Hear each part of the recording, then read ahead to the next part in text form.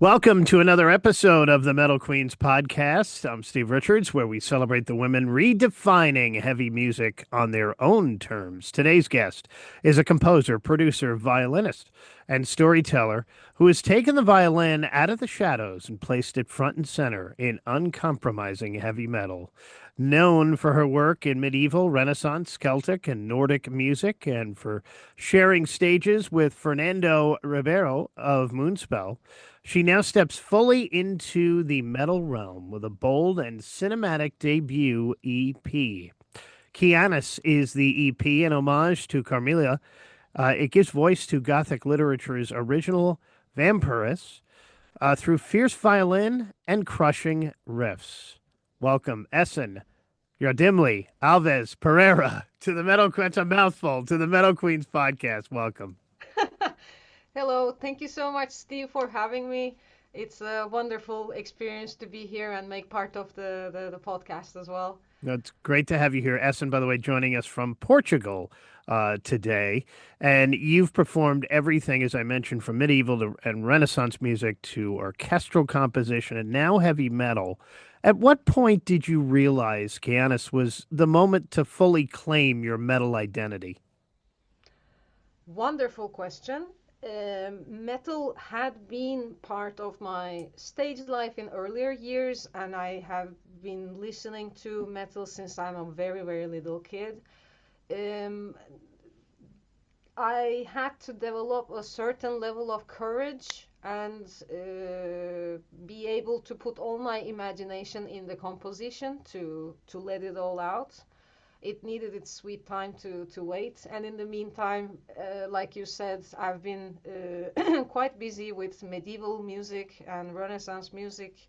Our ensemble, the Wandering Bard, is very stage active and very joyfully taking a lot of our attention. So metal had to, shape and cook in the meantime to come to its best place, to the most mature point of it. And I do believe in the phrase "all in good time." It came at the right time. Mm. It couldn't have been earlier. What kind of metal were you listening to when you were younger? All kinds of. I mean, I can give some favorite bands maybe too, Yeah. because sometimes it's hard to define by genre. No. Well, I grew up with Opeth, with Moonspell, with Dream Theater, at Mm. times Symphony X, very strongly. And Dimo Borgir. Nowadays, new names are adding to the list, of course, but I do still loop the same albums over and over from I don't know how many years ago. And recently, in the recent years, I started adding to my looping list Livsin. I really like them. Occultist from Portugal, Gaia from Portugal, wonderful bands. Basically, I think if there is anything in common between them is that the tendency to be very, very meticulously careful about their lyric implement and their harmonic richness. They go out to explore different areas of musical forms and harmonies. They all have strong imaginations, I think. You mentioned some bands in Portugal. What is the metal scene like in Portugal? Um, I, I I do my best to attend to all the shows I want to go to, and I can't. But it's basically there is a lot going on. Lots of small festivals and large size festivals as well. I do like my relatively small club gigs in terms of being the audience, being close to the musicians on stage and everything. There is a different taste to it. We get to explore all kinds of it in the big cities. Big bands that are touring internationally always come by, and also the local scene is very active, very alive. Mm. How important was music in your house and your family growing up? I need to gather my thoughts to that question. Uh, I started the violin not because I wanted to. It was the potential. It was the thing that my parents couldn't have done themselves, so no one actually asked my opinion whether I wanted or not. Mm. So in earlier years, when I would be teaching, what I pay attention to with my students had always been like, do you really want to do this? Because that matters so much. So music became part of my life from a very odd end at the end because I love writing. I published two novels as a kid writer at the age of 12 and then 15, 16 as well, other publishings. So violin has always been part of my life, but from a relatively more practical sense, we have an organic connection, but it didn't come out of a passion that I had for the instruments, let's say. Music has always been part of my life, but because of that, growing up, and like I did have my fair share of very disciplined, very high speed conservatory training as well. So it was a lot of times about responsibilities and delivering the technique that we need to be, we're responsible of. But I knew from I started when I was 5 and I wanted to really quit when I was 12, and from then on I knew that I have to do what I want to do with this instrument, otherwise we cannot have a relationship that functions. But I stayed in the school because I was like the problem child and the scholarship student at the same time for all my high school years as well. But I would be always very, passing with like high scores and everything throughout the years. And during that time, and I was a scholarship student, like I said, so the relationship I had with the instrument and the music that I was responsible of was quite promoted by financial rewards, let's say.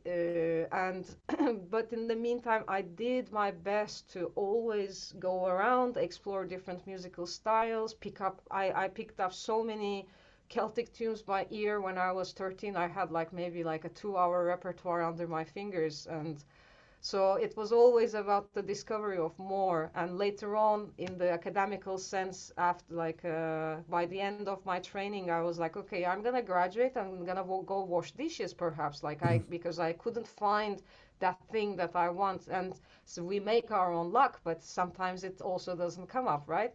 Yeah. And then I went for a jazz training, not to play jazz per se, but to create a more creative and organic connection with the act of improvisation and composition, so to strengthen my connection with the instrument. Right now, I cannot imagine my life without making music, without playing the violin the way I do, or without composing, but it's been a tough ride. Yeah.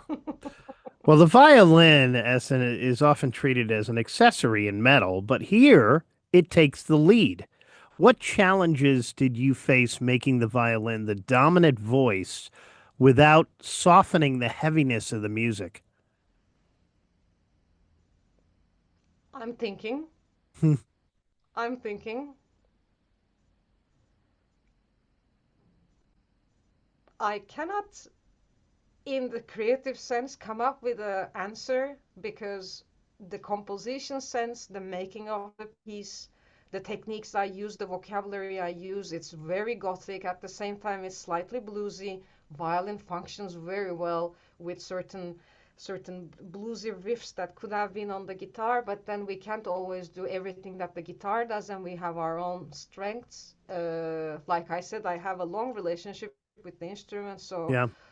I didn't have to think twice in terms of where to do what. The composition came quite in itself as a bulk. It's 12 minutes long, but it follows this technically romantic literature structure where life is but a journey. It ends where it begins. So even the form was clear in my head from the beginning, and I wanted that rise towards the end to come up. It wasn't very challenging. Like I said, it came at the right time, and it was like, hello, I'm Yeah. here. I'm your next idea, your biggest project ever. You're gonna produce this, and it's gonna sound nice. Yeah. Oh, it sounds nice right now. I don't, it doesn't soften the heaviness at all. Um, Kianis, what's been the response to this EP so far? um, Quickest sum I can give is that I have a double win because people who knew who Carmilla is told me that they heard her inside the music. That Mm. vampiric element got to be transmitted, starting from the introduction with the cello, which also I play, the orchestra I play. Orchestration really gave that gothic atmosphere. People are talking about it, and that duality of the dangerous yet attractiveness of that Vampiress character. I think I managed to transmit it well because I'm hearing lots of compliments about that. And the second win is people who didn't know about Carmilla went Yeah. and get the book and read it, which was something that I really, really wanted to contribute for because Carmilla is a vampiress and the book is written before Dracula, and she's having a very I don't want to describe the book, but there is well, it's also part of the lesbian literature, and perhaps I don't want to go into the darks of the recent past in terms of politics of what to make popular or not, but like Carmilla stays under shadow for so much time, and even when there are movies made about Carmilla, when there's fiction or anything related to Carmilla, oftentimes they say inspired by Carmilla, but they don't actually use the name. So it's a lot of people that I know and I didn't know that knows Gothic literature, that knows about the Romantic time, that are interested in the vampire culture, told me that they got the book because of the music. So I'm like, okay, homage to Carmilla, it hit the spot. That's what I wanted in the Oh, beginning yeah. too. That's great that that happened. Yeah. And why was it, again, you're mentioning Carmilla was a character long overshadowed by Dracula. Why was it so important for you to make her the center of the story here? Thinking that whole concept of duality of the vampires, discovering the like describing the infinite life and being death itself, being attractive and being seen as monsters. Not only her, but a lot of female characters in oral and traditional and written literature live in that duality. If they're too powerful, they must be witches. If they are too beautiful, they must be this evil, seducting, whatever creature monsters. And I found her to be a very nice and wonderful sum of that narrative that I myself, not to compare myself to thousands of years of alive literature of women, but people find me scary. And like 7 8 months into a colleaguehood or a relationship of social circumstances, they come and they tell me, you know what, you're not as scary as I thought you were. And I heard this so many times in my life since I'm a teenager that like we joke about it now between my friends. The other day someone else came and told me, you know what, you're not that scary. So like this type of like showing strength, being assertive, having opinions, these things really, put us in the monster category a little too quickly. So it's a topic very close to me in terms of where I sometimes find myself in life in front of other people and such. So it's an organic connection that I have with this topic as well. And I mean, I am very nerd about the actual Gothic era. So going for something from the Gothic literature of the later centuries, of course, but like there is a Gothic revival that happens for a reason where the fantasy is allowed again, where fantastical is able to be written down. People are not getting burned anymore because of it and such. Because the Gothic that I am professionally involved in my medieval facade is the late era and the mid era, where we also see so much power in the voice of women in the like there's so much liberty of speech that you cannot imagine. It's so incredible. Then comes this silent period, the not to judge, but the era of reason, right? And then there is this rise again towards the 19th century with the emotions, with passion being once again tangible in other contexts as well. So yeah, I can nerd about all these things, but that was the reason why behind the choice. Like I feel very close to the Gothic literature because of the revival of the Gothic culture. Because we think about medieval and we think about Dark Ages, but it's actually the age of very powerful entities, very powerful women, very powerful fantasy. It's a epic place. So like anything that keeps that candle burning, like I want to be part of that too.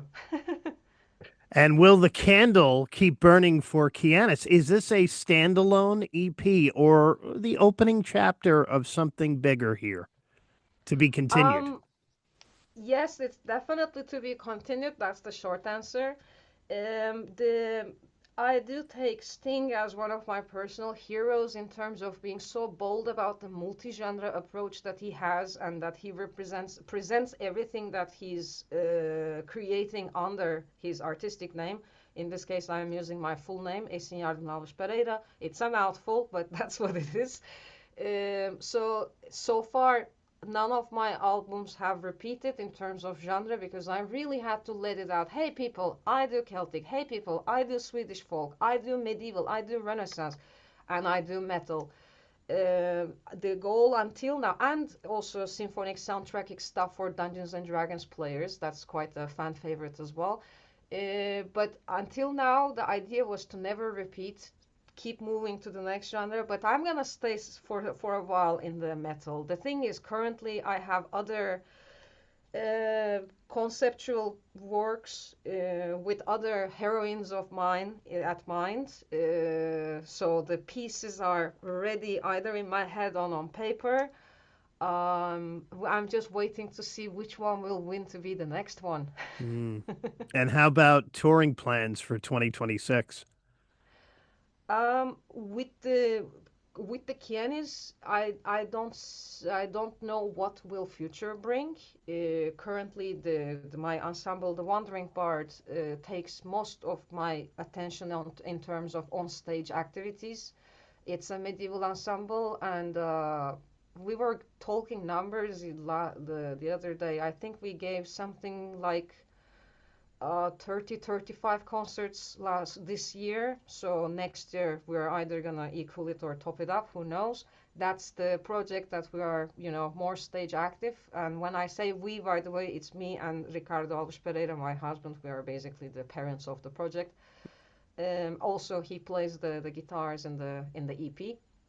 And we will I'm open to all kinds of suggestions, and I want to collaborate with other metal players around the world, other bands. I'm looking forward to collaborating with people. Maybe before I can have the full concert set ready to put on stage with Kianis, if I can be invited to play in like a new creation of an album, a song or something of other bands, for example, that would be a very nice dream come true for the next year.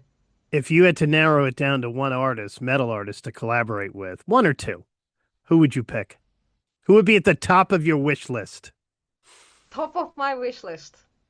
It's yeah, I know the answer to this one. Moonspell and Live Sin. Mm, nice. Very nice. She is Esin. You say it so much better than me. Esin Yardimli Alves Pereira. The EP, it was close. It is a mouthful, but it flows when you say it. The EP out now is Kianis. It's an homage to Carmilla. It's now out on all digital platforms. And if you think the violin doesn't belong at the center of heavy metal, this record, this EP will change your mind. Follow Essen, support independent artists, and experience a different kind of darkness, one that's elegant, ferocious, and unapologetically powerful. Essen, thank you so much for joining me here on the Metal Queens podcast. Thank you, Steve. And thank you for watching. Like it, share it, subscribe to it, write a review. I'm Steve Richards, and I will talk to you again next time.